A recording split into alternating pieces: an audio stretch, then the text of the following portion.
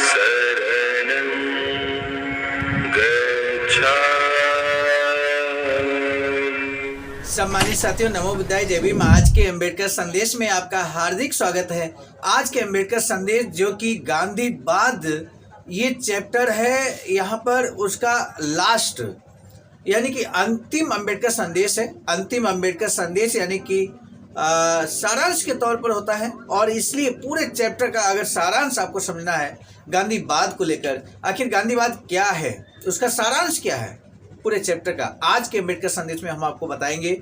साथ ही साथ आज का अम्बेडकर संदेश इसलिए भी खास होने वाला है, क्या गांधीवाद और हिंदू धर्म सेम है या इन दोनों में कोई डिफरेंस है।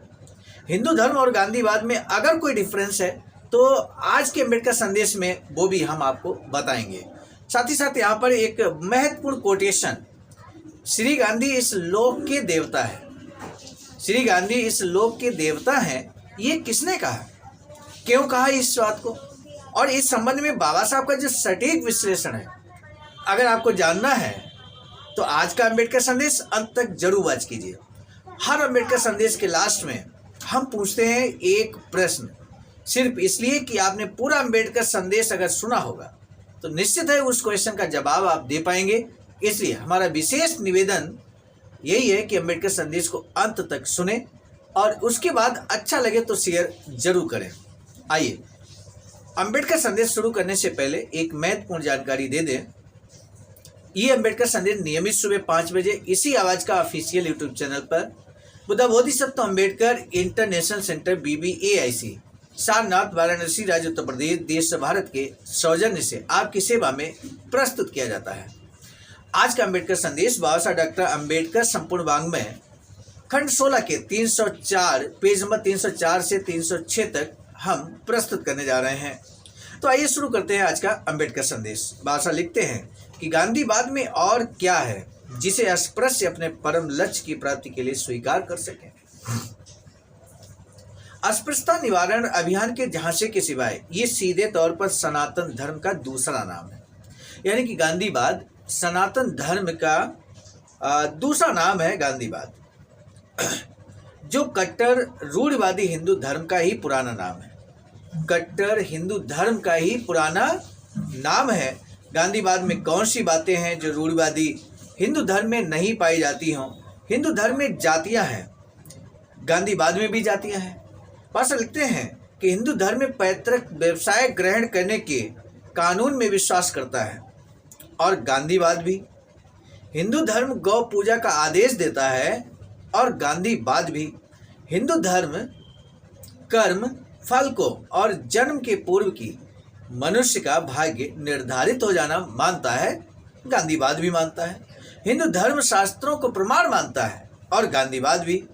हिंदू धर्म अवतारवाद में विश्वास करता है, और गांधीवाद भी। भाषा लिखते हैं कि हिंदू धर्म मूर्ति पूजा में विश्वास करता है, और गांधीवाद भी। गांधीवाद ने जो कुछ किया वह अब हिंदू धर्म का शास्त्रीय और सैद्धांतिक औचित्य सिद्ध करने के लिए किया। हिंदू धर्म का नवीन संस्करण प्रस्तुत करके गांधीवाद ने हिंदू धर्म की बड़ी सेवा की है। हिंदू धर्म अपने पुराने रूप में अनपढ़ धर्म था। हिंदू धर्म पुराने रूप में अनपढ़ धर्म था, जिसमें कठोर और निर्दयी विधानों के कोण बने थे। गांधीवाद ने हिंदू धर्म की नग्नता को दार्शनिकता देकर ढक दिया। इस दार्शनिकता को उसका सार एक सुंदर परिधान कहा जा सकता है। यह वह दर्शन है जिसका कहना है कि हिंदू धर्म में जो कुछ है वही श्रेष्ठ है, और जन कल्याण के लिए जो कुछ आवश्यक है यह सब हिंदू धर्म में है। वे लोग जो वॉल्टेयर से परिचित हैं, वॉल्टेयर की पुस्तक कैंडी में स्पष्ट हो जाएगा कि गांधीवाद मास्टर पेंगिलोस के दर्शन जैसा है, जिसे वॉल्टेयर ने भौंडा मजाक कहा है। निसंदेह हिंदू लोग गांधीवादी दर्शन से बहुत खुश हैं। निसंदेह ये उनके अनुकूल है और उनका हित साधक है।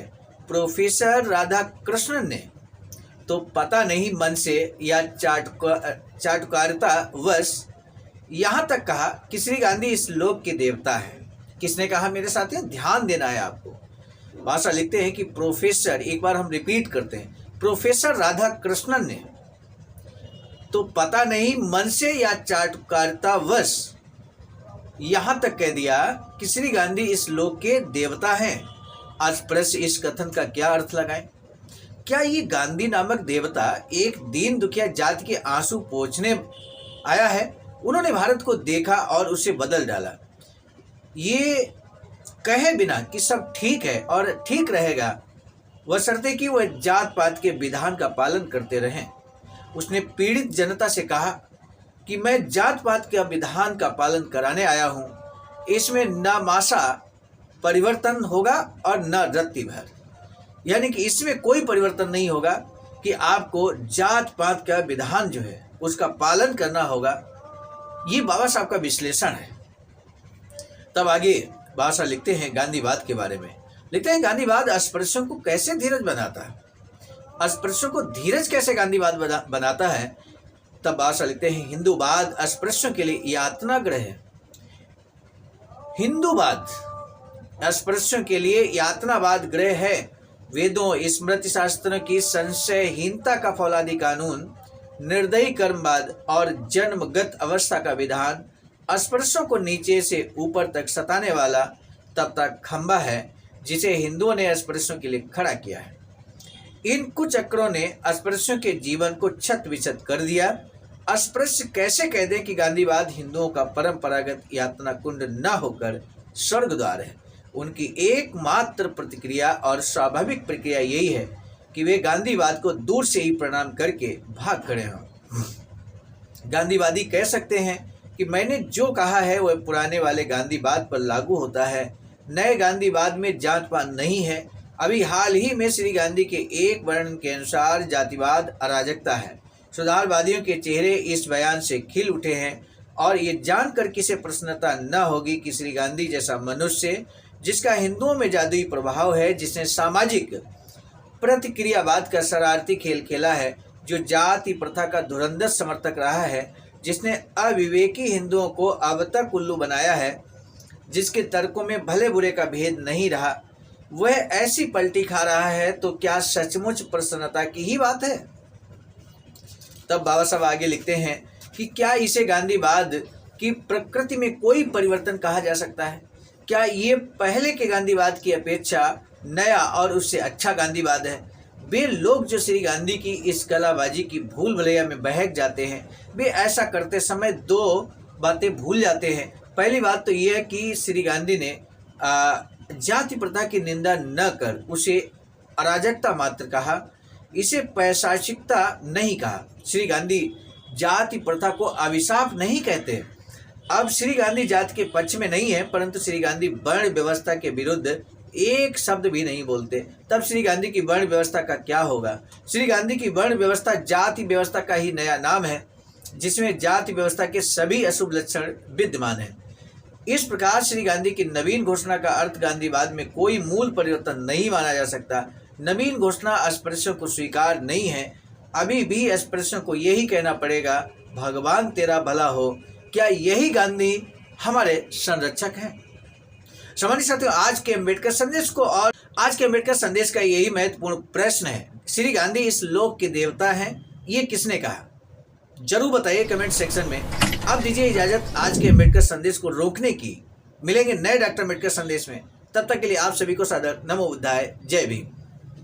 सामान्य साथियों, हम एक महत्वपूर्ण बात बताना उचित समझते हैं। बाबा साहब की अधूरी इच्छा के अनुरूप एक वैचारिकी सेंटर निर्माणाधीन है सारनाथ वाराणसी में, जहां पर 14,000 स्क्वायर फीट जमीन परचेज कर ली गई है ring road green city Faridpur Sarnath में।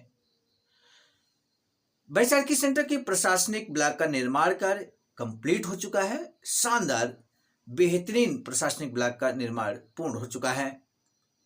आगे अब मुख्य भवन को बनाने की बारी हम सबकी है और इस हेतु आप दिए गए अकाउंट नंबर पर अपना अमूल्य योगदान कर सकते हैं।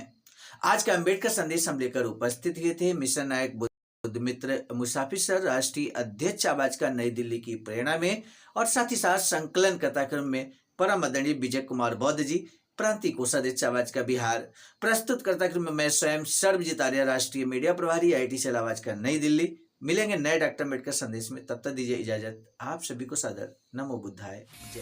सम्मानित साथियों, यदि आप हमारे इस चैनल आवाज का ऑफिशियल, जिस पर नियमित सुबह 5 बजे डॉक्टर अम्बेडकर संदेश आपको मिलता है, आप हमारे इस चैनल को सपोर्ट करना चाहते हैं, तो हमारा आपसे निवेदन है कि आप हमारे इस चैनल को सब्सक्राइब कर लें, वीडियो को शेयर, लाइक, कमेंट जरूर करें।